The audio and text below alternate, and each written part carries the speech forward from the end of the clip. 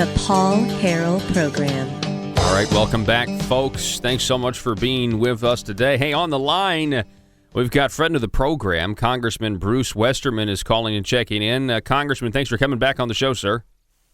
Hey, Paul, great to be on the show. I've been busy out in the district for the most of the month of August. I spent a week over in Israel, but it's been a good time to be home and get out and tour the district. We had a good opportunity today to go down and present some medals to a World War II veteran. He had 5 medals that he hadn't received before, and that was a real honor to do that down in Fordyce. Wow. Well, good. Well, I want to remind everyone listening that Congressman Westerman, he is from the 4th Congressional District, and I know that that's in our listening area now, and so we're really glad to have you on the program. You mentioned that you've come back from Israel. How was that? That was a really great trip to go there and to see firsthand, how close proximity everything is in Israel, to meet with our, who I believe are one of our strongest allies in the world, and certainly our strongest ally in that region. It's also a thriving democracy, and we see prosperity and things there in Israel, and then the surrounding areas, you see just the opposite of that. So, with this so-called deal going on with Iran that the administration has negotiated, we got to visit firsthand with people who would be directly affected by that if this deal goes through. And I know with the announcement that they right now have 34 senators they're going to support it. It looks like it could go through and sustain a veto. I know. Or sustain an override of a veto. Yeah, I know. It's just I heard that today too. The Democrats announced that they have the votes, and you got to wonder what that means for Israel. I understand. Let me ask you this: Did you get to meet Benjamin Netanyahu while you were over there? Oh yeah, we spent about 2 hours with the Prime Minister. He actually brought a whiteboard out. It was a relatively small group that we had there meeting with him, and he is. I really admire his leadership and the way he understands things and the systematic way that he goes through things and explains them very clearly. He elaborated on a lot of the stuff that he shared with us when he addressed the joint session of Congress. But we not only met with him, we met with his political opposition, Ruvi Rivlin, the president of Israel, who's in the, they're both in the Knesset, but they're on opposite political sides. But everybody we met on the trip was opposed to this deal with Iran.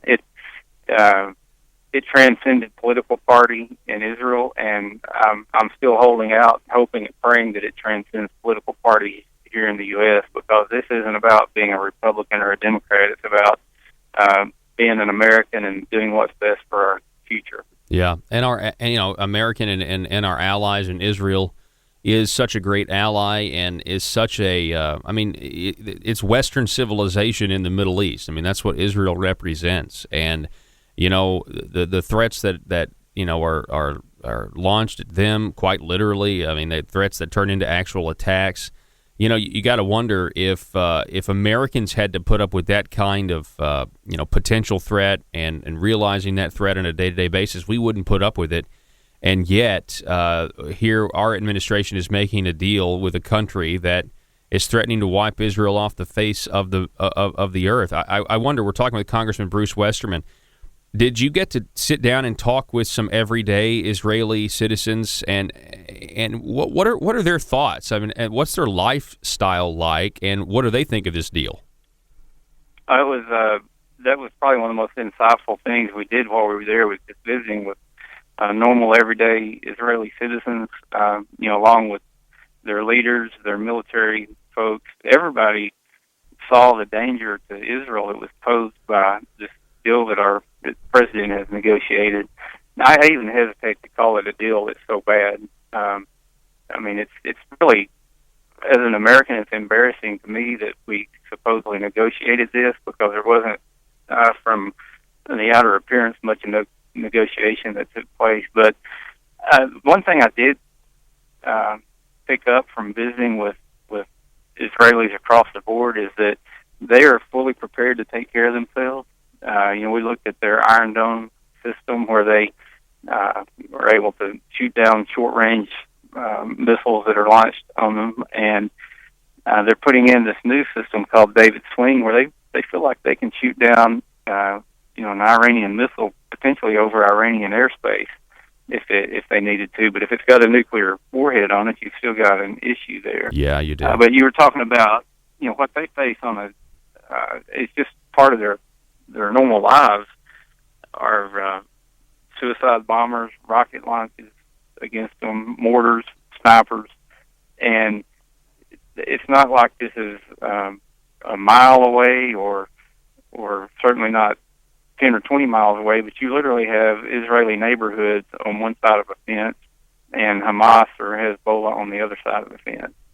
And, it really brings it home when they talk about when their soldiers go off to war, they drive them, the family will drive them down the street to where they meet up with their unit to go and do battle. They were talking about the war they had with Hamas there in Gaza last year. And they live this every day, but they're prepared to take care of themselves, and they have to be, but they also see the danger that this will potentially bring to them if this deal goes through. Yeah, it is such an interesting lifestyle, and I don't think most Americans understand. Sometimes I like to give the analogy of like counties in Arkansas. So, if the good folks of Pope County, we're under constant threat of rocket attack from, I don't know, let's say the good folks of Perry County.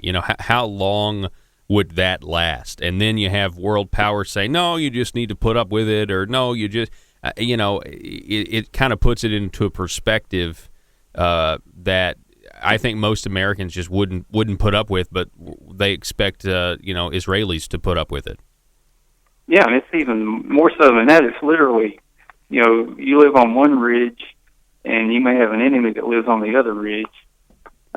It's real close or up close and personal. What they deal with every day over there, and then you start looking at what's included in this deal and what's not included. And we didn't know when we were in Israel that they weren't, or what was in the side deal, but we found out the week after we got back that we were actually going to allow the Iranians to submit the evidence to the IAEA, and that's just, I think that's insult on top of injury when we already knew that it was going to be 24 days with advance notice before an inspection. So there's not really anything positive I can see out of the deal. Yeah, absolutely. Let me ask you, go ahead. Well, I was just going to say you've got issues if Iran gets a nuclear weapon. You're going to see proliferation in the Middle East, which I think will spread to other parts of the world. I think South Korea and Japan will be, they'll be wanting their own nuclear weapons, and who knows where this will all lead to as far as the number of nuclear-armed countries. That was my next question, actually, because my next question was just about Saudi Arabia. I'm just curious if you heard, while you were over in Israel, any concerns about, Saudi Arabia arming up and wanting and demanding nuclear weapons after this. Yeah, I think it'll be a race for not just Saudi Arabia, but other Middle Eastern countries there to get a nuclear weapon. And the real concern there is that, you've got the terrorist state of Iran there that's the number one terrorist sponsored state in the world. But yet it's not the whole population of Iran that's like that.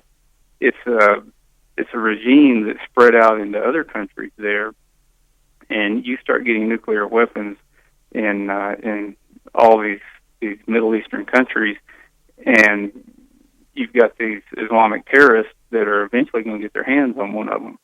I mean, it's bad enough for Iran to have their finger on the button, but to have some of these groups that we see on TV cutting people's heads off, burning them alive, drowning them in steel cages. It's just beyond me why in the first place we're ever even negotiating with a terrorist group. I remember when we had a policy that we didn't negotiate with terrorists, we displayed our strength our military might, and they understood that a whole lot better than sending a second team negotiating unit over there to deal with them. I agree. We're talking with Congressman Bruce Westerman. I agree with what you're saying. I'm to the point where, it's so incredible to me that we have an administration that is going to do something, making this deal that is so bad. I just wonder if we have all the facts. You know what I mean? Obviously, I know we have all the facts, but is there something that we don't know? It's a blatant speculative question, because it's just hard for me to imagine that somebody would do something so bad. Yeah. Well, and they wouldn't even own up to knowing what was in the deal between the IAEA and Iran. If you think about it, there's no good outcome from them for the administration on that. If they knew that's what the agreement was, then you have to ask, why would they ever have made an agreement knowing that was in it? And then on the other hand, if they didn't know that was there, why on earth would you make an agreement with Iran and not know what was in the deal? So I don't see how they've kind of backed themselves in a corner on that one issue. I guess they just thought nobody would know what was in that agreement until after the ink was dry on it. Yeah, and that seems to be kind of this, let's pass it now and find out what's in it later, but just on the international scale, which is even more frightening and has even dire consequences. Well, hopefully something will happen and this won't go through. But as of now, it looks like the Democrats have the votes to pass this deal, and I know Israel's going to be pretty nervous, but like you said, Israel said they're going to defend themselves, and so I think we can count on that for sure. Yeah, and they've got, they're investing in technology. They're preparing themselves to deal with whatever comes their way. And one thing I did while I was there is I toured their Holocaust museum, and they understand history, and they don't want to see a repeat of some of the things that have happened in their history, and it's very real to them every day, and they're prepared to not let that happen again. Yeah, well, good. I mean, that's encouraging. It's just such a terrible situation. I don't think anybody ever dreamed it would get this bad concerning, what's going on with foreign relations. Congressman, can I ask you about Planned Parenthood? Oh, absolutely. And, it might be if you look at what this administration is doing to our foreign relations, it kind of takes the emphasis away from what they're doing domestically, but it's bad in a lot of different areas there as well. Yep.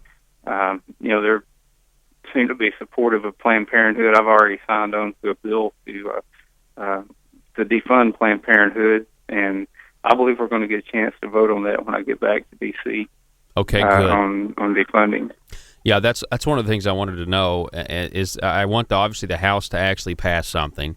I'd like the Senate to pass something. I'd like a bill. I know Americans and I think Arkansans would like a bill on President Obama's desk, even though he says that he's going to veto it. Mitch McConnell was out today, and he was saying that it doesn't look like there's going to be any effort to defund this year because the president's not going to sign it. And I just feel like that's not necessarily a good strategy. I was just telling my listeners, why not pass a bill, put it on his desk, and it can, if it comes, it's come down to one person signing or not signing. At the very least, we could pray that Barack Obama would change his mind and look at the horrors of these videos and realize that this is a life and death. This is not a political issue; it's a right and wrong issue. Do you think that there'll ever be a bill put on President Obama's desk? That you're asking me to make a prediction on the Senate. I had a colleague that said that he quoted Yogi Berra to say he doesn't like to make predictions when they involve the future, but he changed that to say I don't like to make predictions when they involve the United States Senate. There are bills sitting in the Senate right now that I would love to see on the president's desk. I think most of America would love to see on the president's desk, but they're not even bringing them up for a vote. And it's not our senators' fault. Mm-hmm. It's the fact that they don't have the rule in place that allows them to debate anything without 60-person vote for cloture there. But we need to be putting things on the president's desk and make him take a position on it, and make all this plethora of candidates we've got running for president on both sides of the aisle, make them take a position on these issues, so that the American people know where Congress is at, and they know where the future presidential or the future president is going to be at on these issues. And we need to bring some clarity into the equation, so that we know who to vote for and who to get behind. I agree, and I know that that's a tough question to predict the Senate, predict what's going to happen in the Senate. I just know there's a lot of folks who are frustrated because it comes down to this. A lot of people have been pro-life for a long time, and then these videos came out, and we're being confronted with something on a visual scale that I don't think has ever been done. I mean, we're being we're looking at something that is so evil right in the face, and they keep coming out every week. And if that doesn't shake the country out of apathy, if that doesn't change our mind to realize what has happened in this country since 1974, I just feel like if that doesn't at least result in action, I don't know what will change the nation's mind. I don't know either, Paul. And if we become desensitized to the atrocious things that are being shown on the videos, just like the videos that ISIS puts out, when we become desensitized to that and that doesn't bother us, all I can say is God help us, because we've gotten too far down the road the other way when that happens. Yeah, I agree with that. Congressman Bruce Westerman, thank you so much for coming on the program again, and I look forward to doing it again real soon. Yeah, it's always a pleasure to be on your show, Paul, and I appreciate you spreading the message out there and giving us an opportunity to talk about these issues, as unpleasant as they are to talk about sometimes. Hey, maybe next time things will be better. Maybe in 4 weeks when we talk again, there'll be a lot of positive things to talk about. Yeah, we just gotta. All I know to do is get up every day and work hard again to try to do the right thing, and there's not much more than we can do than that. Yeah, you're right. Well, I appreciate your hard work, and we'll talk to you soon. Be safe, okay? Thanks, Paul. All right. Thank you, Congressman. Folks, we got to go to break. You're listening to the Paul Harrell Program. That was Congressman Bruce Westerman, and we'll be back in just a moment.